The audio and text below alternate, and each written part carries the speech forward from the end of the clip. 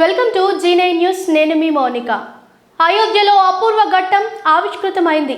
దాదాపు 500 ఏళ్ల హిందువుల కళ సాకారమైంది. రామ జన్మభూమిలో నూతనంగా నిర్మించిన మందిరంలో శ్రీరామచంద్రుడు బాలావతారంలో కొలువుదీరారు.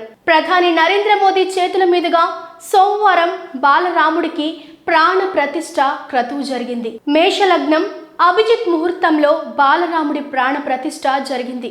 విగ్రహ ప్రతిష్టకు కర్తగా వ్యవహరించారు ప్రధాని మోదీ. ఈ కార్యక్రమంలో ఉత్తరప్రదేశ్ గవర్నర్ ఆనందీబెన్, ముఖ్యమంత్రి యోగి ఆదిత్యనాథ్లతో పాటు ఆర్ఎస్ఎస్ చీఫ్ మోహన్ భగవత్ కూడా పాల్గొన్నారు. ప్రాణ ప్రతిష్ఠ సమయంలో ఆలయం మీద నుంచి హెలికాప్టర్లతో పూల వర్షం కురిపించారు. రామనామ స్మరణతో అయోధ్య మారుమోగిపోయింది. అదే సమయంలో జై శ్రీరామ్ నినాదంతో కోట్లాది మంది హిందువులు పులకరించిపోయారు.